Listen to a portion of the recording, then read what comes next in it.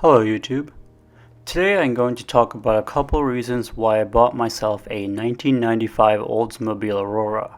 I'm sure you're all wondering, dude, you just bought a car with the North Star engine. I know, I did all my research before getting into this mess, so let's get right onto the video. Hit that subscribe button and show your support to my channel. It really helps me out. The goal is to get to 3,000 subscribers, so let's make it happen.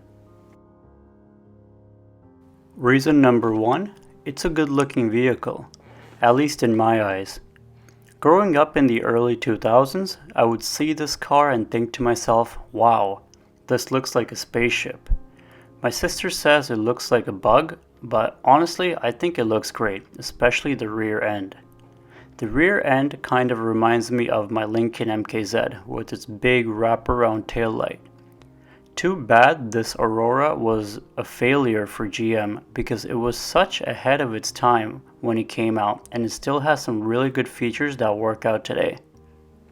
I really like the dual exhaust setup they have here. They are real exhausts, which is nice to see.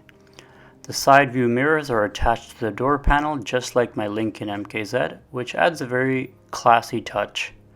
I've got nothing but compliments with this car, especially when I pull up to gas stations. Some people don't even know what this thing is, and it just makes the whole ownership experience even better.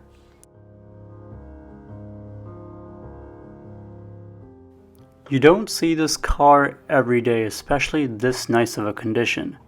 I think it really aged well. Let me know in the comments section what you think about the exterior design of this car. Reason number 2, V8 engine. I really miss the V8 engine in my Genesis G80. The feel and solidity of a V8 is something you need to experience for yourself. The Aurora has the 4.0 liter V8 engine, which was exclusively made for this vehicle at the time. It produces 250 horsepower and 260 pound-feet of torque. This engine is based off of the Cadillac Northstar engine. The Northstar engines were very problematic, from bad head gaskets to excessive oil consumption. They were just a nightmare to own. Even though the Aurora's engine is based off of the Northstar, it doesn't experience all the problems associated with the Northstar engine.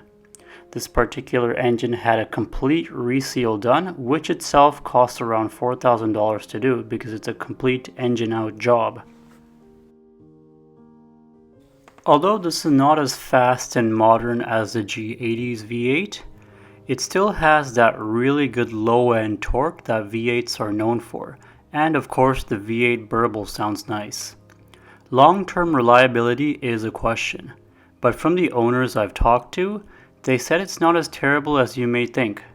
Some owners have over 250,000 miles on their Auroras without any major issues, so that gives me a little bit of hope. Also, this is not my daily driver, so I'm not terribly worried.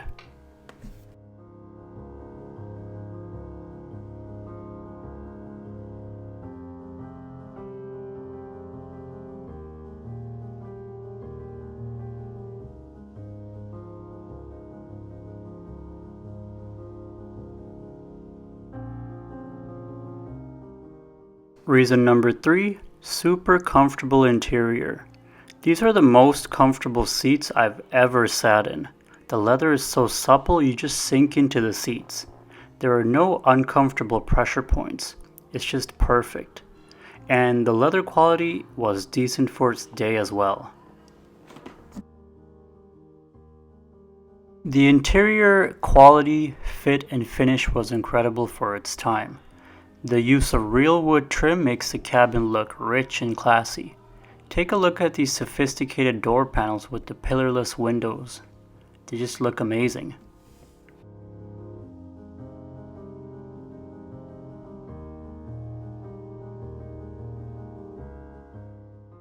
There's not a lot of hard plastics going on here. Instead, there's a lot of soft touch, genuine materials which look and feel great to the touch. This was definitely one of GM's best products of the day. This car only has 169,000 kilometers, So the interior is in mint condition, and it is a one-owner car. And you can tell that this owner really took care of this interior and this whole car.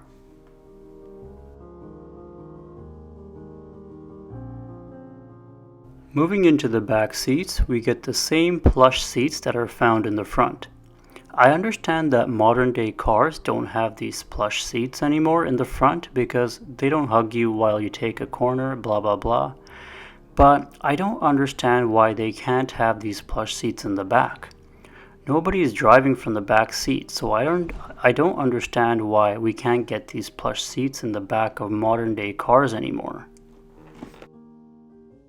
As a 6-foot adult, I fit comfortably back here. There's lots of space and the carpet is surprisingly fluffy and thick.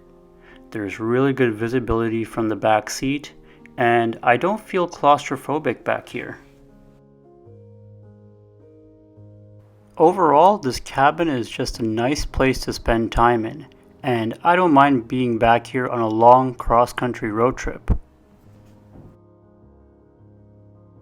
You got cup holders here, and a nice bit of storage here, and a ski pass-through in the middle.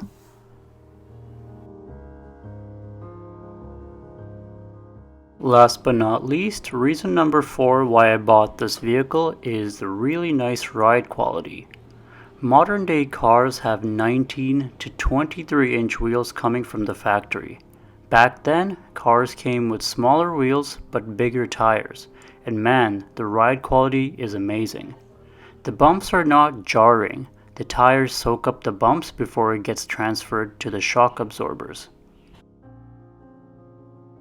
The Oldsmobile Aurora came with 16-inch wheels wrapped in 235 width tires all around.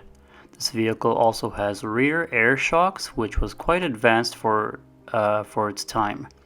Driving the Aurora is a very different experience. The ride quality is really nice, you just float, and the cherry on top are the super comfy seats that I mentioned before. This has a better ride quality than my Lincoln MKZ, but it doesn't handle as nice, which is to be expected. The 4-liter V8 just effortlessly pulls and has great passing power on the highway. Surprisingly, there's not that much wind or tire noise coming into the cabin even on highways. The turning radius is excellent, so there's no need to do multiple turns for a U-turn. The vehicle is quite long, so I'm still getting used to driving it around. My daily driver is my Lincoln MKZ, so this vehicle will be my weekend cruiser. Overall, I absolutely love this vehicle and I'm excited to do more videos about my experience with this car, just like I do with all my other vehicles like my Lincoln MKZ and GMC Envoy. I'll be doing a comparison video with my Oldsmobile Aurora and Lincoln MKZ, so stay tuned. Before people start to ask, I paid 4,900 Canadian dollars for this car with 169,000 kilometers on it. I think it was a fair deal considering the price and condition. Let me know what you guys think in the comments down below. See you all next time.